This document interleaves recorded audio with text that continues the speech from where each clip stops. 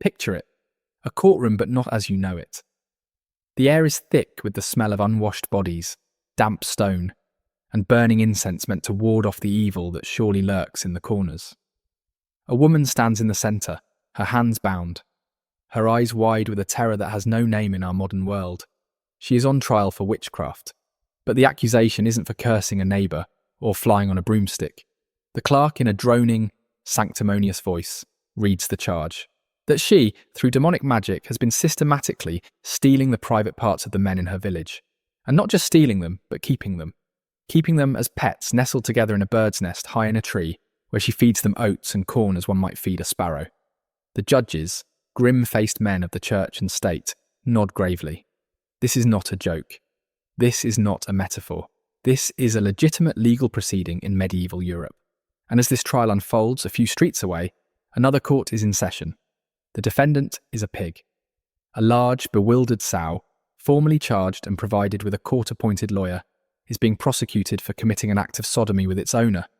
If convicted, and the odds are not in its favour, both the man and the pig will be led to the public square, tied to the same stake, and burned alive. Meanwhile, at the edge of town, in the government-sanctioned brothel, preparations are underway for a festival.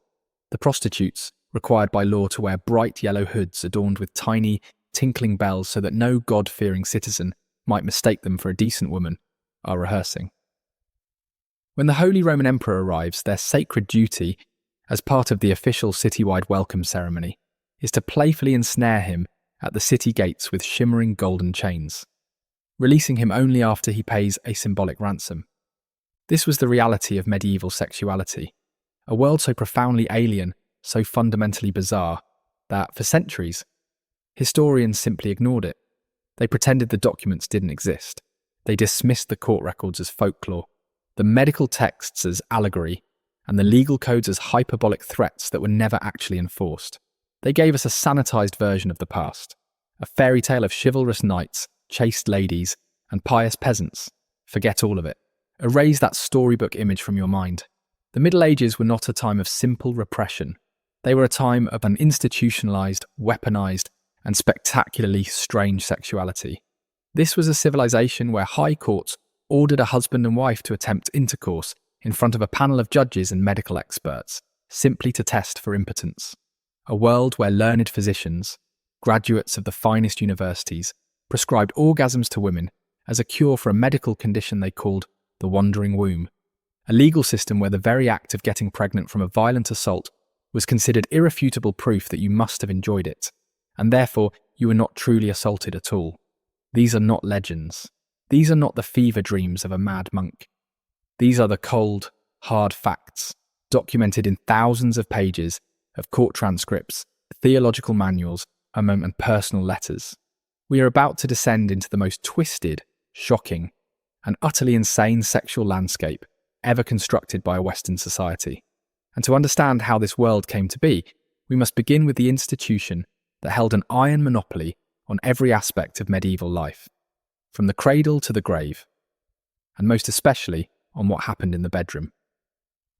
We must start with the Catholic Church. Imagine for a moment that you are a married man in the 13th century France. Your name is John. You are a good Christian. You love your wife, Isabel. You have been bound together by the Church itself in the holy sacrament of matrimony.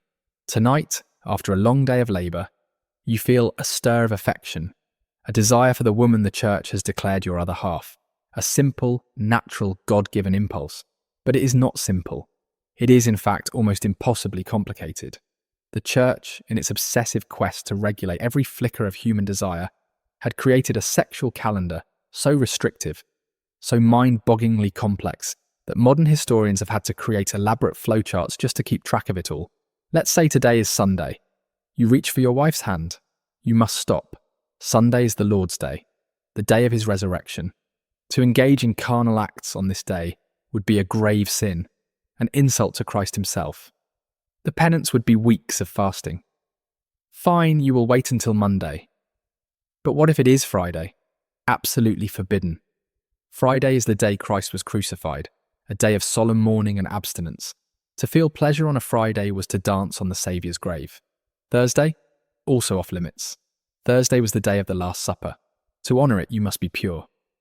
So, the weekend is out. What about the rest of the year? Well, the entire period of Lent, the 40 days leading up to Easter, was a complete dead zone. 40 days of spiritual purification and absolute chastity. The same went for Advent, the 4 weeks leading up to Christmas, and for the 40 days after Pentecost, and for dozens upon dozens of saints' feast days, fast days, and vigils scattered throughout the calendar like spiritual landmines. The feast of this martyr, the vigil of that virgin saint, each one another bolted door in your bedroom. But the labyrinth of rules had only just begun. The church wasn't just concerned with when you had sex, but with the state of your wife's body. Was she menstruating? Intimacy was utterly forbidden. She was, in the eyes of canon law, ritually unclean, her touch a source of pollution. Had she just given birth to your child? You were not to touch her for 40 days, a period of ritual purification. Was she breastfeeding your infant son? Many theologians and priests argued that this too made intercourse illicit. They preached a theory that the act of sex would physically corrupt the mother's milk, poison it, and cause spiritual and physical harm to the nursing child. A German penitential, a guidebook for priests hearing confession, prescribed a horrifying penance for any couple who dared to be intimate while the wife was nursing. 3 full years of fasting on nothing but bread and water. 3 years. 1,095 days of a diet fit for a condemned prisoner. All for a single act of love, with your wife while she was sustaining the life of your child. When medieval scholars and canon lawyers tallied up all the forbidden days, the Sundays, the Fridays, the Thursdays, the Lents, the Advents, the Saints' days, the vigils, the periods of menstruation, pregnancy, and lactation, they arrived at a staggering conclusion. A perfectly obedient, devout Christian couple could legally have sex less than once a week. The year was a vast desert of prohibition, dotted with a few precious oases of permitted intimacy. And even when, by some miracle, the stars aligned and a day was deemed permissible, the rules governing the act itself were even more suffocating. Even on those rare sanctioned nights, the act itself was policed with a theological fervour that borders on the pathological. There was only one position acceptable in the eyes of God, the missionary position. Man on top, woman on her back, face to face. Why? Theologians wrote extensively on this, their logic a chilling blend of biology and dogma. This position, they argued, was the most dignified, the most ordered, and most importantly, the most efficient for the sole purpose of procreation. It mirrored the perceived natural hierarchy of the world. The man, active and dominant, planting his seed. The woman, passive and receptive. A vessel for new life. It was not an act of union, it was an act of duty. A functional deposit. To deviate from this prescribed method was not merely a matter of personal preference, it was to commit a mortal sin. Any other position was lumped under the terrifyingly broad and damning category of sodomy. And the Church, ever meticulous, created a detailed catalogue of these sexual sins, each with its own corresponding soul-crushing penance.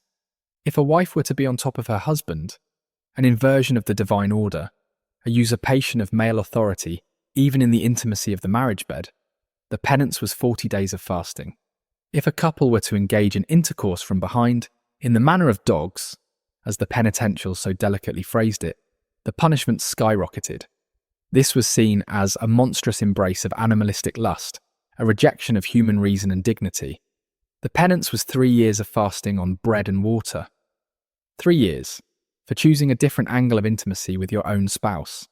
Any position that was deemed to intentionally impede conception, such as withdrawal or certain forms of oral contact, was seen as an assault on God's creative power. It was the equivalent of throwing God's gift of life back in his face. The penance could be as long as 7 years. 7 years of spiritual exile and physical deprivation. But even among this hierarchy of sin, there was one act that the Church's theologians considered the absolute nadir of human depravity. The 7th century manual, known as the Canons of Theodore, a text that remained influential for hundreds of years, declared with bone-chilling certainty that anyone who ejaculates seed into the mouth of another had committed the single worst evil a human being is capable of. Think about that. Not just the worst sexual sin, The worst evil, worse than murder, worse than heresy, worse than betraying your king. In the moral calculus of the medieval church, a consensual act between two people was considered more damning, more offensive to God, than the violent taking of a human life. And the regulation didn't stop at the physical mechanics. The church sought to police the very emotions of the act. Too much enthusiasm was a sin. Too much pleasure was a gateway to lust, which could pull the soul toward hell even within the sanctity of marriage. To make noise, to cry out in passion, was a sign of lost control, a surrender to the beast within. A sin, to take too long, to linger in the embrace, was to prioritize worldly pleasure over the solemn duty of procreation. A sin. One French bishop, in his instructions to his priests, prescribed penance for married couples who were caught showing excessive affection or lingering in embraces. The ideal Christian sexual encounter, according to these clerical manuals, was to be, and this is a direct summary of their writings, brief, silent, purposeful, and, most chillingly of all, performed without pleasure, as if compelled by duty alone. It was a joyless, mechanical, and spiritually sombre obligation, a task to be completed for the good of the kingdom and the glory of God, and then forgotten as quickly as possible. Yet at the very same time that these impossible, soul-crushing rules were being preached from every pulpit in Christendom, the men preaching them were engaged in a level of hypocrisy that is breathtaking in its scale and arrogance. The same priests who condemned a husband for feeling too much pleasure with his wife were regularly and openly visiting brothels. The problem was so widespread, so utterly uncontrollable, that the church simply gave up on trying to stop it and decided to profit from it instead. They instituted something called the collegium. It was, in essence, a fornication fee, a clerical sin tax. A priest would pay his bishop an annual sum, a fee, and in return he could keep his mistress, his concubine, without interference. This wasn't some dirty secret whispered about in back alleys. This was institutional policy. We have the actual financial records from medieval England and Germany, and they list these payments right alongside the income from tithes, from baptismal fees, and from payments for burying the dead. It was as routine, as bureaucratic, as any other form of church income. In the Diocese of Norwich, in the year 1450, the official church account books list the income from the collegium neatly tucked between the revenue from burials and baptisms. In some territories in Germany, it's estimated that a full third of all parish priests were paying these fees. 1/3. The hypocrisy went even deeper, into the very heart of the church's spiritual centres. Monasteries and convents, supposedly bastions of absolute purity and celibacy, were notorious hotbeds of sexual scandal, intrigue and abuse. And when the clergy were caught in serious transgressions, the response was not one of pastoral mercy. It could be horrifying. The case of the nun of Wotton, documented by the respected abbot Elred of Rievaulx in 12th century England, is perhaps the most terrifying example. A young nun who had been forced into the convent against her will as a child began an affair and became pregnant by a lay brother. When her condition was discovered, the other nuns did not simply report her to the bishop. They did not expel her. They took matters into their own hands. They captured her lover, dragged him into the convent, and brought him before the pregnant girl. And then, in an act of unimaginable cruelty, they held her down and forced her to castrate him herself. According to Elred's own account, one of the senior nuns then grabbed the severed organs, still dripping blood, and shoved them into the pregnant girl's mouth. But here the story takes a turn into the truly insane logic of the medieval mind. The Chronicle claims that at that moment, her pregnancy miraculously vanished, her belly flattened, the fetus was gone. This was interpreted not as a shared psychotic episode, but as an act of divine absolution, a sign from God that her sin had been purged through this ritual of blood and mutilation. The abbey welcomed her back into their sisterhood. To them, the forced castration, the brutalization, the psychological torment, these were not crimes. They were acts of spiritual purification. The church's moral framework was a labyrinth of impossible demands, but it was the catastrophic pseudoscience of medieval medicine that turned sexual absurdity into legal and physical horror. Physicians, slavishly following the texts of ancient Greek doctors like Galen, operated under a set of biological beliefs that were not just wrong, but dangerously wrong. The cornerstone of their understanding of reproduction was something called the two-seed theory. They believed that for a pregnancy to occur, it wasn't enough for the man to emit his seed. The woman, they were certain, also had to produce her own seed, and she could only do so if she experienced a climax, an orgasm. Both partners, they taught, had to emit their respective seeds for generation to happen. This wasn't some fringe idea. It was the consensus of the medical elite. William of Conches, a highly respected scholar who tutored the future King Henry II of England, wrote extensively about this in the 1150s, stating with absolute conviction that without mutual pleasure and the emission of both seeds, generation cannot occur. He was teaching this to the man who would one day rule a vast empire. This medical fact had legal implications that are almost too monstrous to comprehend. If conception required female pleasure, if it was biologically impossible for a woman to become pregnant unless she had an orgasm, then the logic to the medieval legal mind was simple and inescapable. A resulting pregnancy was absolute, ironclad proof of consent.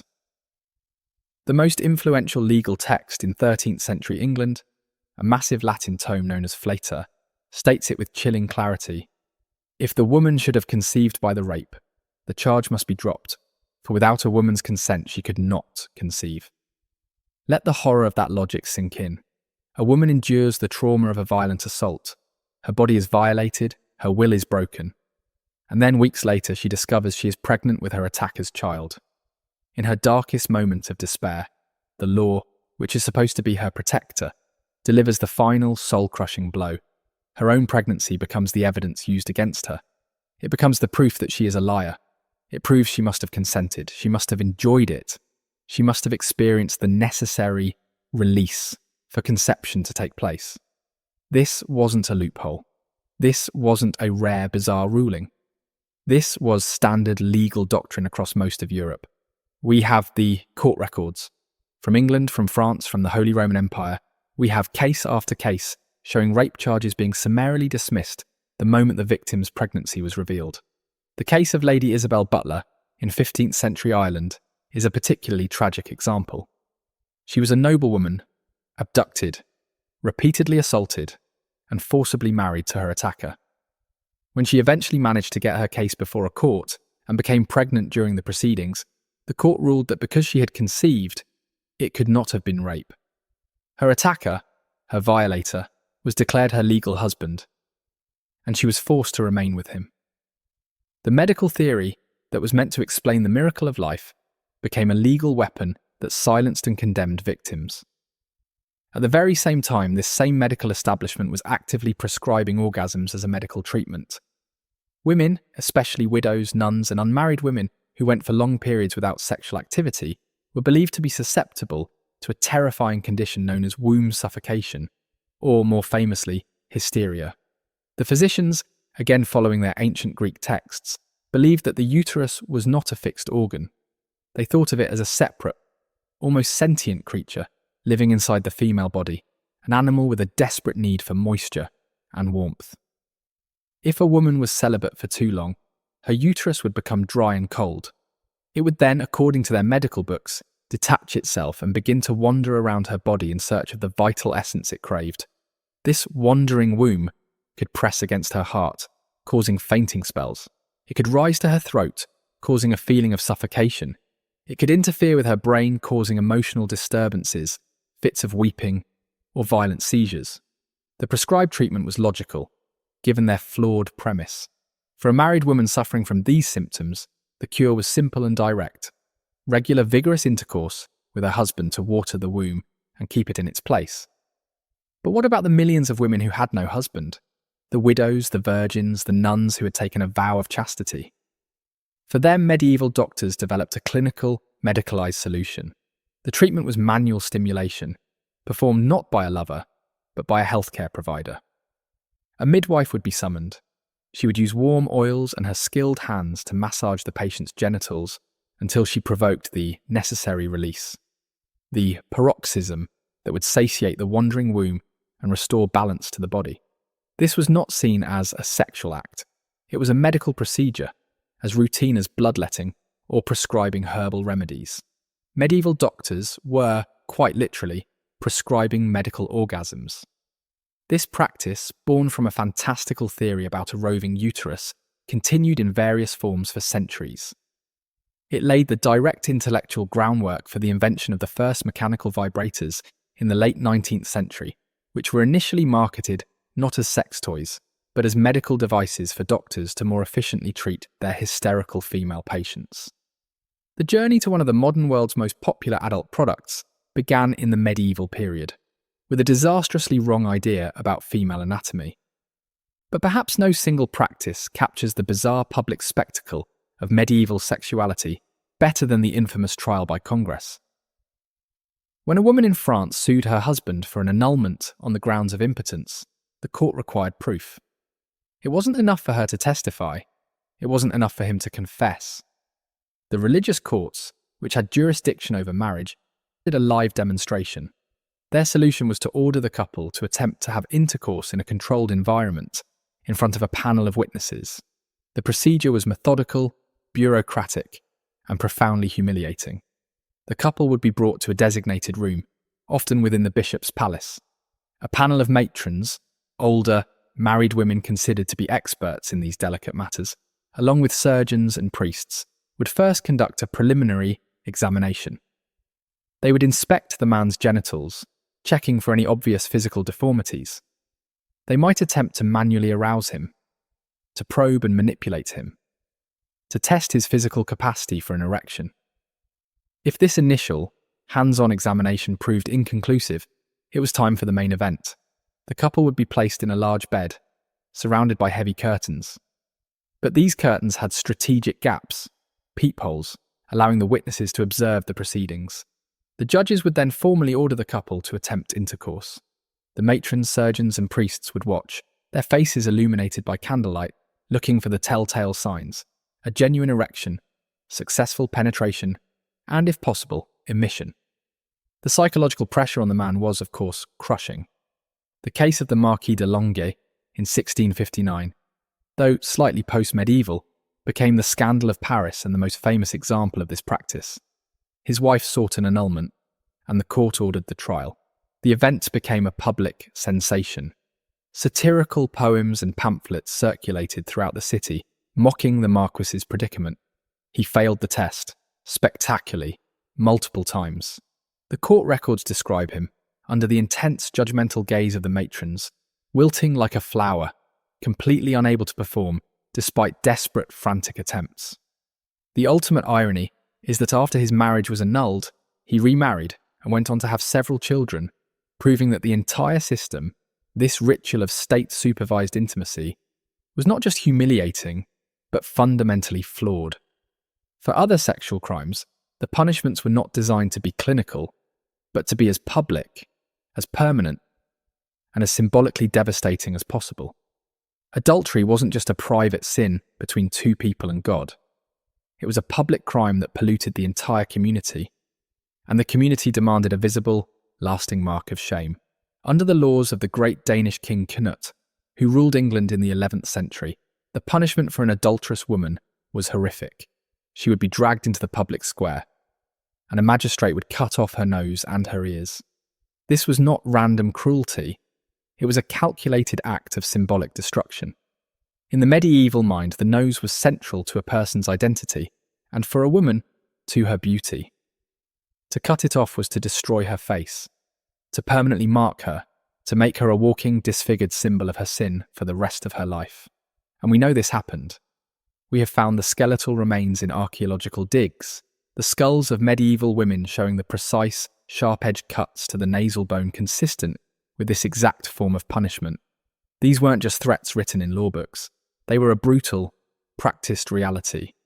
Of all the strange territories we have explored, none is more surreal, more utterly divorced from our modern understanding of the world, than the medieval practice of putting animals on trial for their crimes. And the crime for which they were most frequently and most severely prosecuted was sex. The sin of bestiality was considered the absolute apex of sexual depravity, a violation so profound it was thought to rupture the very fabric of God's creation. It was worse than incest, worse than sodomy between humans, and in the eyes of many theologians, worse even than murder. It was a sin that brought a spiritual stain upon the entire community where it occurred. a pollution that had to be cleansed with fire. Consequently, the punishment was almost always death for both participants.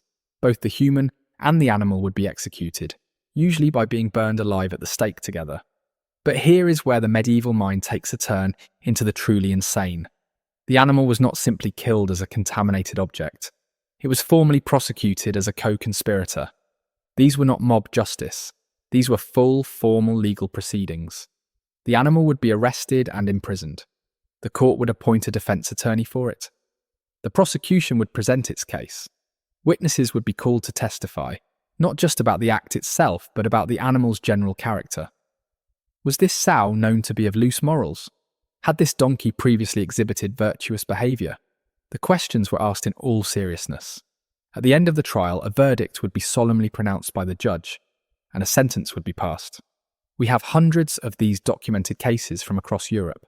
A 16th century French case, for instance, involved a man named Jacques Ferrand and a female donkey. They were caught in the act and both were put on trial. Ferrand was quickly convicted and sentenced to be burned. But the donkey's case went differently. Her court-appointed lawyer mounted a vigorous defence. He called prominent citizens from their village to the witness stand. They testified under oath that they had known this particular donkey for years and that she had always been a virtuous and well-behaved animal. The court records state that the prior of the local convent even sent a letter on the donkey's behalf, attesting to her good character. The final verdict was that the donkey had shown no sign of complicity. She had been the victim of force and violence from Ferrand. The donkey was acquitted.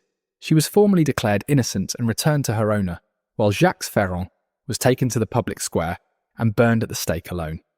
The underlying logic was that animals, like humans, possessed a form of moral agency. They could, in some sense, consent to or resist evil. Their souls might not be the same as a human's, but they were part of God's moral universe and were therefore subject to its laws. In another case, a cow in Normandy was not so lucky. She was found guilty of participating in bestiality and was burned alongside her human violator. Several pigs across various French provinces were similarly executed for engaging in unnatural relations. In one particularly bizarre case from 1386, a pig convicted of a crime was dressed in a full set of human clothing, a waistcoat, gloves and trousers, before being taken to the gallows for its execution. This was not done for comedic effect. It was a deeply symbolic act, meant to emphasise the pig's participation in a uniquely human world of sin. The contaminated animal, which had crossed the sacred boundary between beast and man, had to be ritually destroyed to purge the community of its spiritual pollution. Homosexuality, or what the medieval courts termed sodomy, faced persecution that was equally bizarre and brutal, though it varied wildly from place to place. The legal and theological condemnation was universal, but the methods of punishment reflected a terrifying local creativity. Venice, the great maritime republic, developed a unique and horrifying method of execution for sodomites. They would be taken to a specific location in the lagoon, tied between two massive columns, just as the tide was coming in, and simply left there. As the waters of the Adriatic rose, they would be slowly, inexorably drowned. Spain, under the influence of the Visigothic law codes and later the Inquisition, mandated burning at the stake, the same punishment reserved for the worst heretics. But it was the sophisticated, republican city-state of Florence that took the persecution of homosexuals to a new level of bureaucratic efficiency. In 1432, the city government created a special new magistracy called the Office of the Knight. This was, in effect, a dedicated vice squad, a police force with the sole purpose of catching and prosecuting men who engaged in homosexual acts. The methods of the Office of the Knight were systematic and chillingly modern. Their agents patrolled known cruising spots, taverns, public baths, and certain town squares after dark. They operated a network of anonymous informants. Special lockboxes called tamburi were placed around the city, where any citizen could drop an unsigned denunciation, accusing a neighbour, a rival, or a relative of sodomy. The office even employed handsome young men as bait, sending them into the city to entrap suspected older men. Over a period of 70 years, this single office investigated more than 17,000 men. In a city of Florence's size, that represented nearly half of the entire adult male population. Of those investigated, around 3,000 were convicted. The officers kept meticulous, detailed records noting who was the active partner, who was the passive, where they met, how often, and the ages of those involved. For first-time offenders, the punishment was usually a heavy fine, but for repeat offenders, the penalties escalated to public humiliation in the pillory, branding with a hot iron, or, in the most serious cases, execution. During times of crisis, this underlying sexual anxiety would erupt into violent purges, as terrified communities looked for scapegoats to blame for their misfortunes. When the Black Death swept through Europe in the 1340s, wiping out a third of the population, many cities responded by hunting down and executing sexual deviants. They believed that the plague was God's punishment for their collective sins, and that by eliminating the worst sinners, they might appease his wrath. In the city of Bruges, in 1348, a man named Jean van der Velden was arrested for sodomy and burned at the stake. The official court records state explicitly that his unnatural lusts were believed to have poisoned the air itself, causing the plague to descend upon their city. Similar executions happened across the continent as a wave of religious hysteria and sexual panic gripped the plague-ridden population. The Knights Templar, once the most powerful, wealthy and respected Christian military order, were utterly destroyed, in part through a campaign of deliberate sexual slander. When King Philip IV of France decided to eliminate the order and seize their immense wealth in 1307, he didn't just accuse them of financial crimes. He launched a coordinated propaganda assault, accusing them of institutionalized heresy and sexual depravity.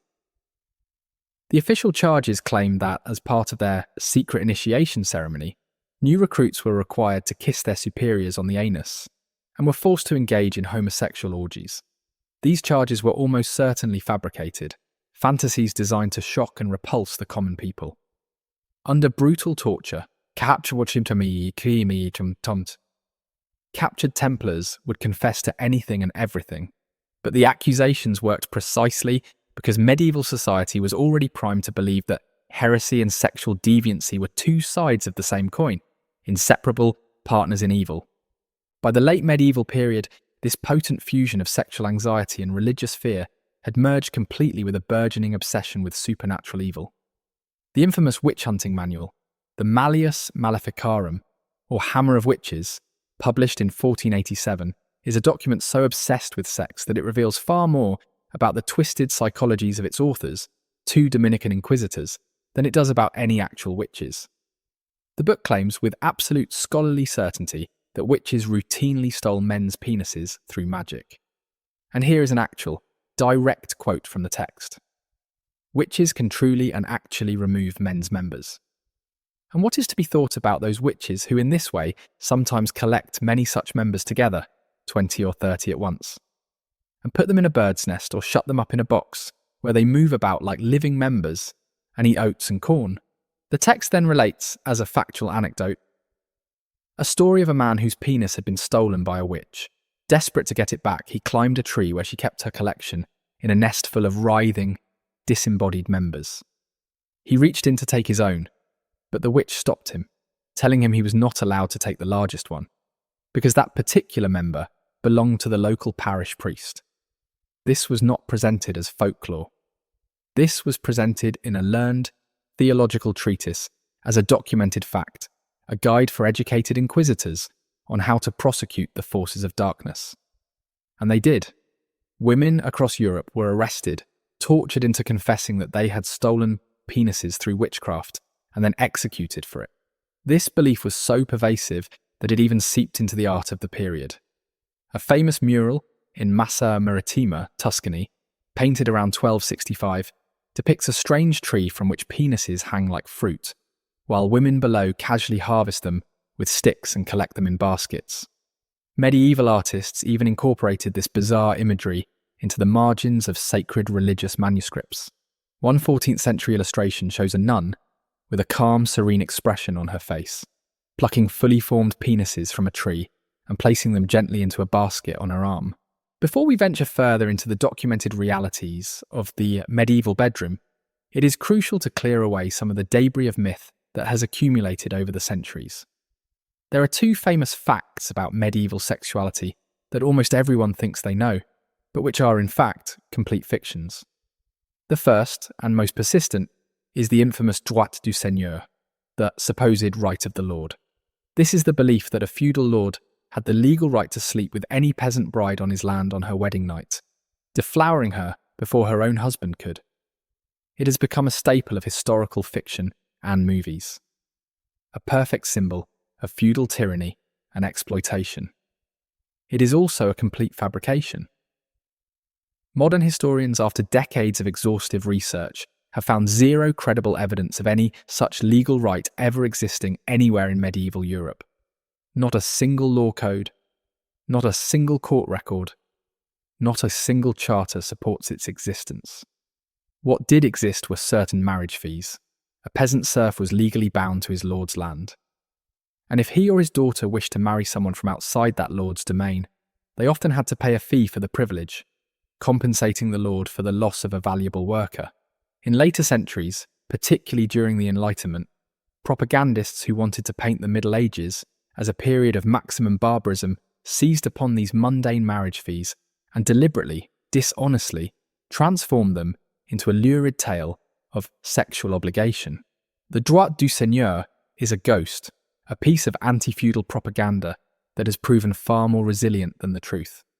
The second great myth is the chastity belt. The image is iconic, a terrifying iron contraption of locks, bands and grills designed to be locked around a woman's waist by her crusader husband as he rode off to the Holy Land, ensuring her fidelity while he was away. These objects do exist. You can see them in museums all over the world, but they are all fake. Every single medieval chastity belt that has been subjected to modern forensic and historical analysis has been proven to be either a much later creation, usually a 19th century forgery made for a gullible antiquarian market, or a Renaissance-era joke object, a gag gift. The very first known image of a chastity belt appears in a German military manual from 1405, a book called the Bellefortis, but it's presented alongside other fantastical imaginary devices, things like invisible armour, perpetual motion machines, and shoes that let you walk on water. The illustration itself is satirical, a piece of engineering humour. The accompanying text even includes a winking note about the importance of having a duplicate key made, just in case. It was a joke. The physical reality of wearing such a device would have been a medical impossibility, leading to immediate and fatal infections. The chastity belt is a myth, a powerful symbol of male jealousy and control, but a symbol that belongs to a later age's fantasy of the medieval past, not to the medieval period itself. The reality, as is so often the case, was far stranger and more complex than any of these myths. And nothing illustrates this better than the institution of the municipal brothel. While the church was preaching an impossible standard of abstinence and marital purity, the secular rulers of medieval cities were taking a far more pragmatic approach to human desire. They knew that prostitution was inevitable. Instead of trying to stamp it out, which they saw as a futile effort, they decided to control it, regulate it, and profit from it. Across Europe, from Italy to Germany to England, cities established official, government-run whorehouses, and far from being in opposition to the church, these institutions often operated with the church's tacit approval, and sometimes even its direct financial participation. The most famous example was in London, in the district of Southwark. The brothels there were so notorious and so profitable that they were collectively known as the Bishop of Winchester's geese. This wasn't just a cheeky nickname. The Bishop of Winchester was the legal landlord of that entire district. He licensed the brothels, he set their regulations, and he collected taxes and fees from them. Every Sunday, the bishop or his priests would preach from the pulpit against the mortal sin of fornication, while the bishop's own financial accounts were being swelled by the profits of the very same sin. It was a perfect and perfectly cynical arrangement. These municipal brothels were governed by a surreal and incredibly detailed set of regulations. In Nuremberg, the city council decreed that married men were forbidden from visiting the brothel on Sundays. It wasn't that they couldn't go, it was that they couldn't go on the Lord's Day. Pregnant prostitutes were required to leave the establishment and were not allowed to return until after they had given birth. In some cities, Jewish clients were required to pay double the standard rate. The prostitutes themselves were often forced to wear mandatory, identifying clothing whenever they were in public, to ensure they could not be mistaken for respectable women. In Leipzig, it was a yellow hood adorned with bells. In Milan, a black cloak with a distinctive yellow stripe. This was not just about social control, it was about maintaining a clear, visible line between the world of sanctioned sin and the world of public piety. But the most bizarre aspect of this system was how these officially recognised prostitutes could be integrated into public life and civic ceremony. When the Holy Roman Emperor Frederick III made his grand entry into the city of Nuremberg in 1471, he was met at the city gates not just by the mayor and the bishops, but by the women of the municipal brothel. As part of the official pre-planned welcome ceremony, they surrounded him, laughing, and symbolically captured him with long golden chains. They then refused to release their imperial prisoner until he paid them a ransom, which he did with good humour, as the assembled crowds cheered. This was not a protest. This was not a scandal. This was a recognised and accepted part of the civic pageantry. The city was, in effect, showing off all its assets to the visiting ruler, and the well-regulated, profitable brothel was considered one of them. Then, in 1494, everything changed. The world that had created this strange compartmentalised system of sexual regulation was about to be shattered by a biological catastrophe. A new and terrifying disease, which would eventually be known as syphilis, arrived in Europe, likely brought back by sailors from the newly discovered Americas. It appeared first among soldiers in Naples, and from there it spread with the speed and ferocity of a wildfire. Within just 2 years, it had travelled from the tip of Italy to the highlands of Scotland. The symptoms were horrific.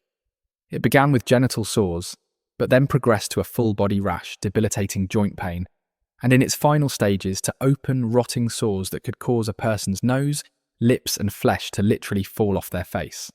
In the face of a disease that made the act of sex potentially lethal, the pragmatic medieval system of regulated vice collapsed almost overnight. Cities that had operated and profited from municipal brothels for centuries shut them down in a panic. Noble marriages, the bedrock of political alliances, were called off when a prospective groom showed the first telltale symptoms. Prostitutes, once a tolerated and even taxed part of the urban landscape, were rounded up and locked away in prison-like hospitals, seen now as vectors of a deadly plague. And that is the real, underlying tragedy of medieval sexuality. For all of its bizarre rules, its grotesque punishments, and its insane beliefs, the system was, in its own strange way, profoundly human. It was a system built on a fundamental, if grudging, recognition of reality. It understood that people, regardless of what the church preached, were going to have sex, and so it created escape valves.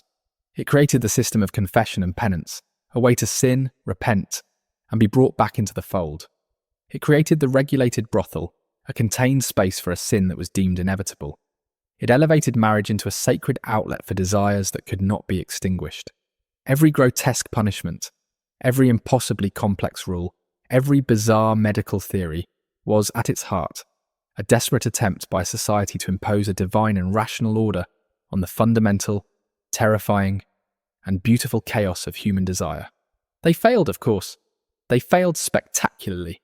But the monuments to that failure, the court records of acquitted donkeys, the theological condemnations of pleasure, the marginalia of penis-harvesting nuns, give us a window into a world that was far stranger, far more brutal, and far more human than we ever imagined.